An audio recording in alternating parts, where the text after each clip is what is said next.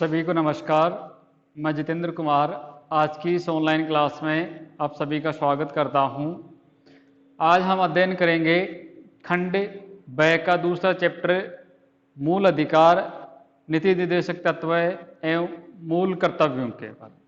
तो सर्वप्रथम हम शुरू करेंगे आज मूल अधिकार। मूल अधिकार अधिकारों का ही एक प्रकार है।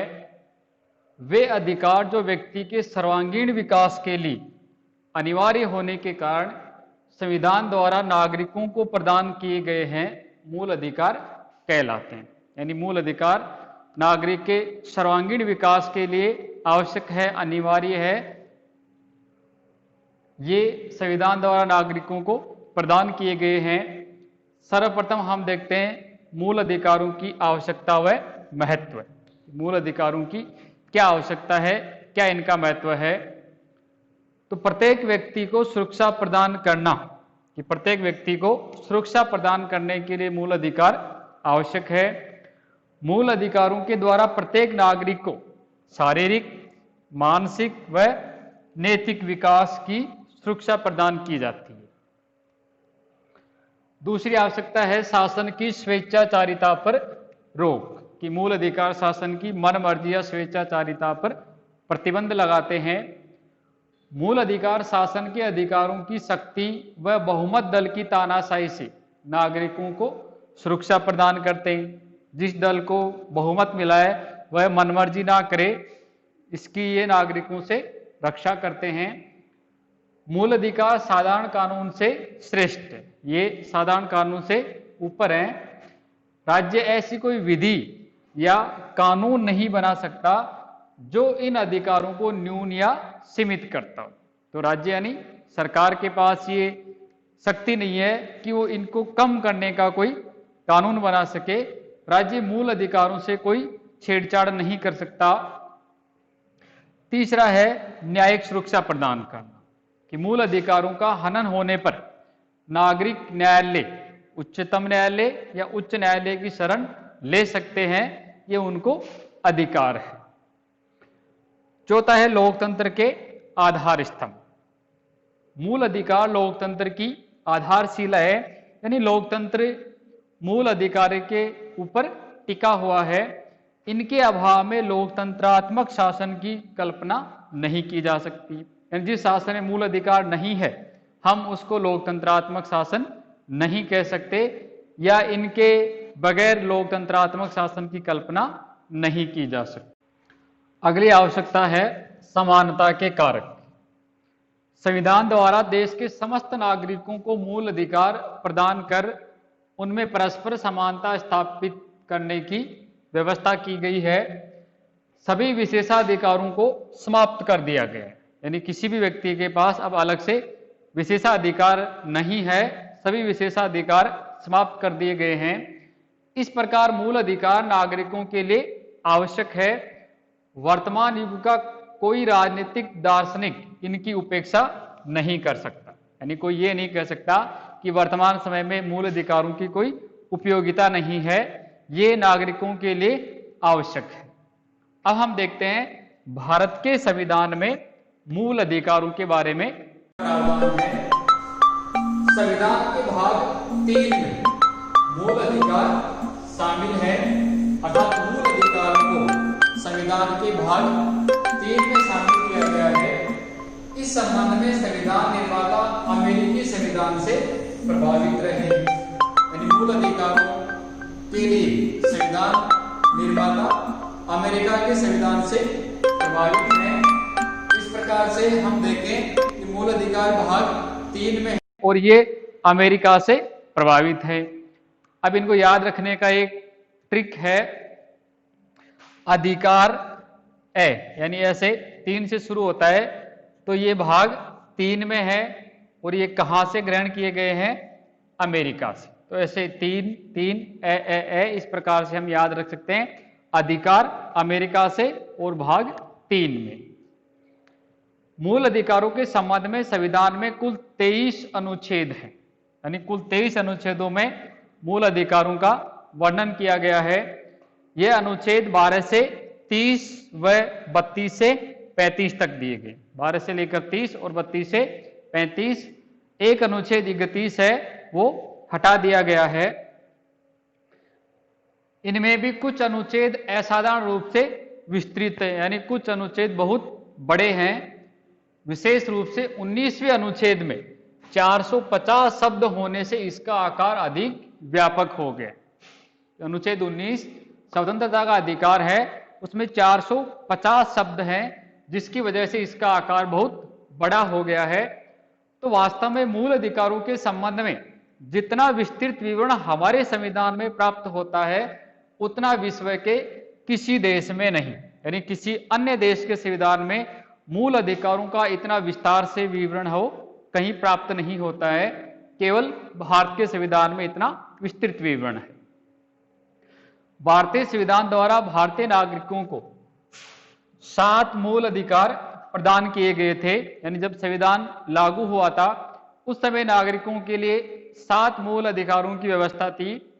किंतु 44वें संविधान संशोधन अधिनियम 1978 द्वारा संपत्ति के अधिकार को मूल अधिकारों की सूची से हटा दिया गया है। तो 44वें संविधान संशोधन अधिनियम द्वारा संपत्ति का अधिकार है वो मूल अधिकारों से हटा दिया गया है। इसे संविधान के अनुच्छेद 300 के तहत कानूनी अधिकार बना दिया गया है। इस प्रकार से संपत्ति का अधिकार अब एक कानूनी अधिकार बनकर के रह गया है। वर्तमान में हमारे पास 6 मूल अधिकार हैं। पहला है समानता का अधिकार, अनुच्छेद 14 से लेकर 18 तक इसका वर्णन किया गया है।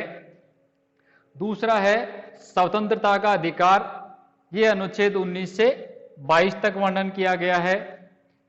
तीसरा है शोषण के विरुद्ध अधिकार, अनुच्छेद 23 व 24 में इसका उल्लेख है। चौथा है धार्मिक स्वतंत्रता का अधिकार, अनुच्छेद 25 से 28 तक इसका वर्णन है। संस्कृति तथा शिक्षा का अधिकार, ये अनुच्छेद 29 व 30 में इसका वर्णन है।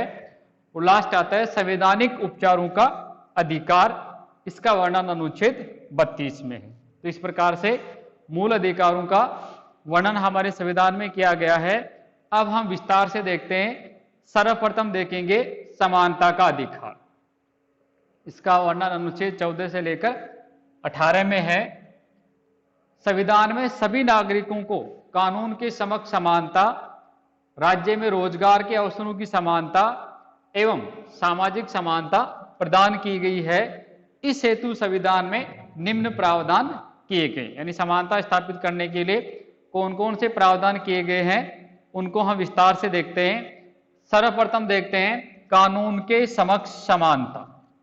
अनुच्छेद 14 के अनुसार राज्य भारत के राज्य क्षेत्र में किसी व्यक्ति को विधि या कानून के समक्ष समानता या कानून के समान संरक्षण से वंचित नहीं करेगा।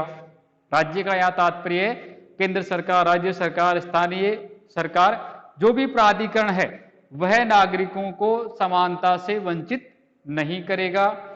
यह अधिकार नागरिक हो या विदेशी सभी को प्रदान किया गया है, यानी भारतीयों को भी और विदेशी जो हमारे शत्रु राष्ट्र नहीं है उन सभी को यह अधिकार प्रदान किया गया है। विधि के समक्ष सभी समान है, यानी विधि कानून के समक्ष सभी समान है, यहां पर किसी के साथ भेदभाव नहीं किया जाएगा। तो इस प्रकार से अनुच्छेद 14 में कानून के समक्ष समानता एवं विधि का समान संरक्षण प्रदान किया गया है।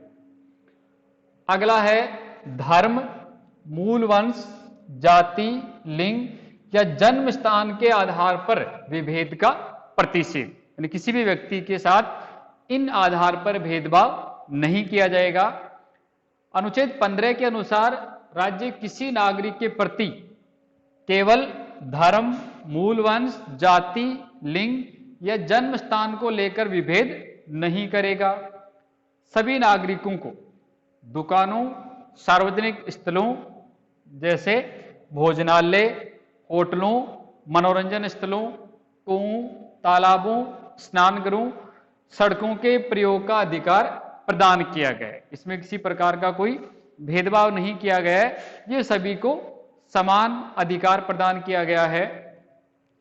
राज्य को इस बात की अनुमति होती है कि वह बच्चों या महिलाओं के लिए तथा सामाजिक और शैक्षणिक रूप से पिछड़े वर्गों या अनुसूचित जाति एवं जनजाति के नागरिकों के विकास के लिए विशेष प्रावधान कर सकता है। यानी विशेष प्रावधान करना समानता स्थापित करने में बाधा नहीं है। ये समाज के पिछड़े वर्गों के लिए या जो महिला या पुरुष है, बच्चे हैं, उनके लिए विशेष प्रावधान ये कर सकता है। सरकार को कमजोर वर्ग के नागरिकों की उन्नति के लिए विशेष प्रावधान बनाने का अधिकार है और इन्हीं प्रावधानों का प्रयोग करते हुए राज्य ने शैक्षणिक संस्थानों में अनुसूचित जाति, जनजाति, पिछड़े वर्ग एवं ईडब्ल्यूएस आदि के लिए आरक्षण की व्यवस्था की गई है। तो ये सभी समानता स्थापित करने के लिए किए गए हैं। अगला है लोक नियोजन के विषय में अवसरों की समानता। अनुच्छेद 16 के अनुसार देश के सभी नागरिकों को राज्य के अधीन नौकरी में अवसर की समता होगी। यानी नौकरी प्रदान करने में किसी भी नागरिक के साथ भेदभाव नहीं किया जाएगा। किसी भी नागरिक के साथ भेदभाव नहीं किया जा सकता। यह केवल धर्म, वंश, जाति, लिंग, जन्म स्थान या निवास स्थान के आधार पर अयोग्य नहीं ठहराया जाएगा। यानी हम उसको इस आधार पर अयोग्य नहीं ठहरा सकते कि आप अमुक धर्म के हो या वहां के निवासी हो। ऐसा भेदभाव नहीं किया जा सकता। किंतु राज्य को यह अधिकार है कि वह राजकीय सेवाओं के लिए आवश्यक योग्यता निर्धारित कर राज्य के मूल निवासी हेतु आरक्षण का प्रावधान कर सकता है। यानी किसी नौकरी के लिए वह न्यूनतम योग्यता निर्धारित कर सकता है।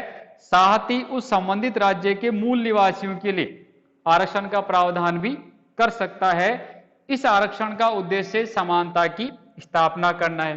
यानी ये आरक्षण देकर भेदभाव नहीं होगा। इस आरक्षण को प्रदान करने का उद्देश्य समानता स्थापित करना ही है। अगला है अस्पृश्यता का अंत। संविधान के अनुच्छेद 17 में सामाजिक समानता बढ़ाने हेतु अस्पृश्यता आचरण का पूर्ण निषेध किया गया है। यानी अब किसी भी प्रकार का अस्पृश्यता का आचरण हो कानूनी अपराध होगा। इसमें उल्लेख है कि यदि ऐसा आचरण किया जाएगा तो दंडनीय अपराध माना जाएगा। इस अनुच्छेद का उद्देश्य व्यक्ति को उसकी जाति के कारण ही अस्पृश्य माने जाने के अमानवीय आचरण को समाप्त करना है। यानी जाति के आधार पर हम किसी को अस्पृश्य नहीं मान सकते। इसे पूर्ण रूप से समाप्त करने हेतु सरकार ने 1976 में अस्पृश्यता निवारण अधिनियम 1955 का संशोधन कर नागरिक अधिकार संरक्षण अधिनियम 1955 कर दिया है। साथ ही अनुसूचित जाति अनुसूचित जनजाति निरोध अधिनियम 1989 पारित किया गया है। यह कानून अधिक कठोर है। तो इस प्रकार से अस्पृश्यता का निवारण करने के लिए राज्य ने कई कानून भी बनाए हैं। अब ऐसा आचरण करना कानूनी अपराध माना जाएगा। अगला है उपाधियों का अंत। ब्रिटिश शासन काल में संपत्ति या वसीयत के आधार पर उपाधियां प्रदान की जाती थी जो सामाजिक जीवन में भेद उत्पन्न करती थी। जैसे महाराजा, राय बहादुर आदि उपाधियां ब्रिटिश शासन द्वारा प्रदान की जाती थी। इससे समाज में भेदभाव की भावना पैदा होती थी। संविधान के अनुच्छेद 18 के अनुसार सेना तथा विद्या संबंधी उपाधियों के अतिरिक्त राज्य द्वारा किसी भी तरह की उपाधि दिया जाना निषेध है। तो अब सरकार केवल सेना या विद्या संबंधी उपाधि के अलावा किसी भी प्रकार की उपाधि का वितरण नहीं कर सकती। साथ ही भारत का नागरिक राष्ट्रपति की आज्ञा के बिना विदेशी राज्य की कोई उपाधि स्वीकार नहीं करेगा। तो विदेशी राज्यों से भी अगर कोई उपाधि ग्रहण की जाती है तो पहले राष्ट्रपति की पूर्व अनुमति आवश्यक है। भारत सरकार द्वारा प्रदान किए जाने वाले पद्म विभूषण, पद्म भूषण एवं पद्मश्री पुरस्कार उपाधि की श्रेणी में नहीं आते हैं। सरकार द्वारा दिए जाने वाले ये पुरस्कार उपाधि के अंतर्गत नहीं आते हैं। तो इस प्रकार से संविधान में समानता स्थापित करने के लिए अनुच्छेद 14 से लेकर 18 तक विस्तृत विवरण किया गया है, जिससे नागरिकों के साथ भेदभाव नहीं हो या सभी व्यक्तियों में समानता स्थापित हो। आज की क्लास में इतना ही। धन्यवाद।